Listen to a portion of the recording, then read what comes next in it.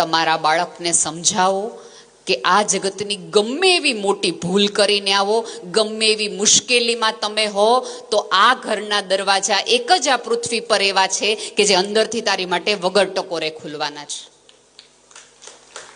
બહુ મોટી સમસ્યા.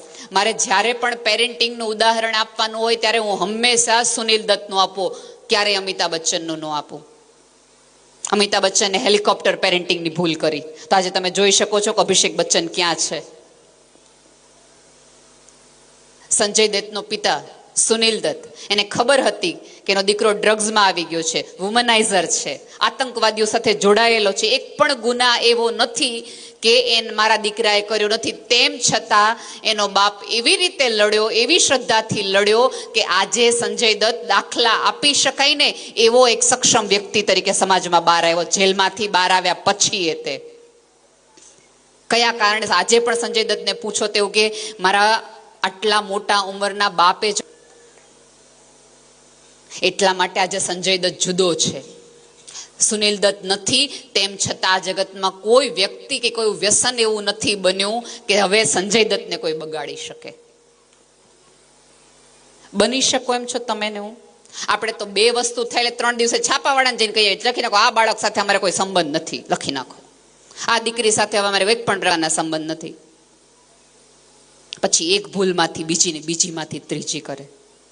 અત્યારે સૌથી વધુ જે દીકરીઓની સમસ્યા છે એમાં સૌથી મોટું, અથવા દીકરાઓની પણ સમસ્યા છે, બ્લેકમેલિંગ કઈ પ્રકારનું થાય છે. કયું વાક્ય બોલાય છે બ્લેકમેલિંગ વખતે? તારા ઘરે જઈને અમે કહી દઈશું કે તું આ કરી રહ્યો છે. એના બદલે તમારા સંતાનમાં શ્રદ્ધા હોવી જોઈએ, તકલીફમાં હોવી જોઈએ. અને એક વસ્તુ યાદ રાખજો કે મારાને અહીંયા કોઈ બેઠેલી વ્યક્તિ એવી નથી, મારાથી લઈને તમારા સુધી કોઈ કે જેને ભૂલ ન કરી હોય, જગતમાં ખોટું ન કર્યું હોય. ઉપરવાળાની દયા હતી કે આપણા બધાનું બચાયેલું રહ્યું, આમ રહ્યું. હવેનો યુગ એવો છે કે કશું રહેતું નથી, બધું જ સોશિયલ મીડિયામાં આવે છે, દેખાય છે, સંભળાય છે. એટલે એના પડઘા આ પેઢીએ થોડા વધુ ક્રૂરતાથી જીવવાના છે. તમે માનો છો એના કરતા આ પેઢીની સમસ્યાઓ ઘણી મોટી છે. અને આમાં કેવું છે ખબર છે કે આપણે જ બાળકોને સૌથી વધુ અટેન્શનના ભોગી બનાવીએ. નાનું હોય ત્યારે એ કાંઈ પણ કરે ને, એ ગમે એવું ચિત્ર દોરીને આવે એટલે આપણે બહુ સરસ દોર્યું, વાહ વાહ, વેરી ગુડ બેટા, કેટલું સરસ ચિત્ર દોર્યું છે. પેરેન્ટ્સ તરીકે ત્યારે તમારી ફરજ આવે કે બેટા તે સરસ ગાય દોરી, પણ હું તને ગાય બતાવું ગાય કેવી જ હોય. એનું ખોટાને સાચું કરવાનો હંમેશા પ્રયાસ ન કરો. નાની એવી બાળક પડી જાય એટલે આપણે કીડી મરી ગઈ, જો આનો વાંક છે ને, આણે તને માર્યું ને હદ, એટલે તમે સોફાને મરાવડાવો, ઓલાને મરાવડાવો. એટલે બાળકને એમ થાય કે ઓકે મારી કોઈ ભૂલ નથી, આ તો સોફાની ભૂલ છે કે મને વચ્ચે આવ્યું. એટલે પછી ધીમે ધીમે બાળક એવું બને કે બાળકને દરેક ભૂલમાં એવું લાગે કે મારો વાંક નથી, ઓલીનો વાંક છે, મારો વાંક નથી, મારા મેમનો વાંક છે, મારો વાંક નથી, મેં તો બહુ જ સરસ મહેનત કરી હતી પણ સાહેબ ચા પીને પેપર જોવાનો બેઠા એટલે એમનો વાંક છે. કેમ? થોડાક બાળકોને અધૂરા રાખો. બધું આપી ન દો. તમે બધું આપી દેશો એટલે વિશ્વના શ્રેષ્ઠ પેરેન્ટ્સ થઈ જશો એવું તમે માનતા હો તો ભૂલમાં છો. થોડાક અભાવમાં રાખો. એને કોઈક વસ્તુની ઈચ્છા હોય તો થોડીક રાહ જોડાવો. આપણે કરતા જ નથી. બાળકે માગ્યું એટલે તરત બીજે દી હાજર. પછી એટલા માટે આજના બાળકોને એક પણ વસ્તુની કદર નથી. તમે હું અહીંયા આપણને કોઈક ફુગો આપતા ને નાના હતા ત્યારે, તો 3 દી સુધી શેરીમાં આપણે આમ ફરતા. અહીંયા માને એવા લોકો હશે કે જેણે 1 રૂપિયાની સાયકલ 1 કલાક ફેરવી હશે. 1 રૂપિયાની એક સાયકલ અઠવાડિયામાં 1 વાર ફેરવતી ને તો આપણને એમ થતું કે આપણે પ્લેન ઉડાડ્યું છે. અત્યારે બાળક માગે ન માગે, જરૂર હોય ન હોય આપી દો એટલે એને કોઈ ઈચ્છા જ નથી રહેતી. હજી થોડુંક મોટું થાય એટલે આપણે કહેવા માંડી 9મા ધોરણમાં આવે એટલે આપણે સ્કૂટર આપી જ દેવું છે, આપવું જ પડે, મોબાઈલ આપી જ દેવો છે. તમે મને એ સમજાવો કે એવી કઈ જરૂર છે કે તમારે તમારા બાળકને મોબાઈલ આપવો જ પડે? એવો એ કયો બિઝનેસ કરે છે? કયો? અત્યારે તમને કદાચ ખોયું હશે, થોડાક દિવસ પહેલાનો જ કિસ્સો છે કે એક 8મા ધોરણની દીકરી એક 10મા ધોરણના છોકરા સાથે જતી રહે છે. એ દીકરીના ઇન્સ્ટાગ્રામની અંદર 5 એકાઉન્ટ છે. અહીંયા બેઠેલા તમામ પેરેન્ટ્સને કહીએ ને કે તમે ઇન્સ્ટાગ્રામમાં એક એકાઉન્ટ ખોલી દો તો એ ન ખોલી શકે.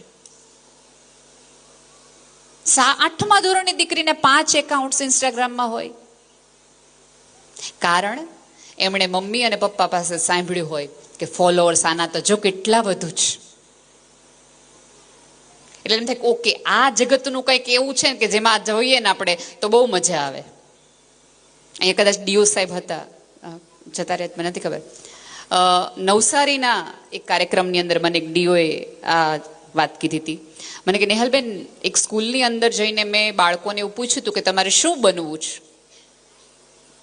તો શિક્ષક એમને એક સ્વાભાવિક રીતે એવું હતું, કોઈક બાળક એવું કહેશે કે મારે ડૉક્ટર બનવું છે, મારે એન્જિનિયર બનવું છે, મારે સાયન્ટિસ્ટ બનવું છે, મારે આ બનવું છે, આ બનવું છે. બા ચિંતા થાય એવો જવાબ હતો.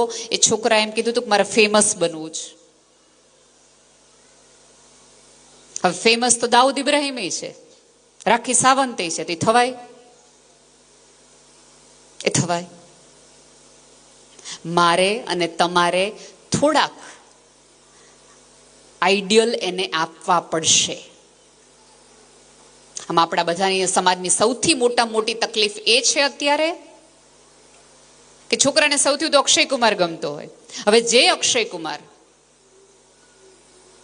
વેજીટેરિયન છે, એક પણ પ્રકારનું વ્યસન નથી કરતો, જિમ્નાસ્ટિક કરે છે, રાત્રે 9 વાગે સૂઈ જાય છે, સવારે 4 વાગે ઉઠે છે, આટલી બધી પ્રોપર્ટી છે, એ અક્ષય કુમાર આપણા છોકરાને એમ કે બોલો જુબા કેસરી,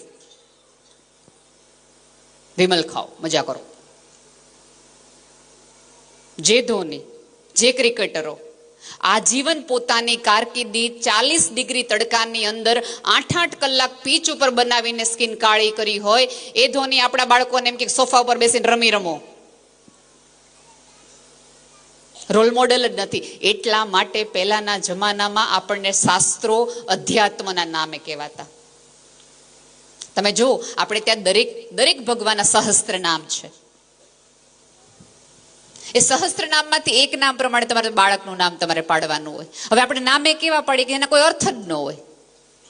આવતા દિવસોમાં કદાચ બાળક પૂછશે ને કે મમ્મી મારા નામનો અર્થ શું હોય, તો આપણે ત્યારે બહુ ફેશનમાં હતું, ફેમસ હતું એટલે મેં તારું નામ આ રાખ્યું, સિરિયલમાં આવતું હતું એટલે મેં તારું નામ રાખ્યું. હવે ભગવાનના નામ ઉપરથી તો કે આપણે નામ જ પાડીએ છીએ.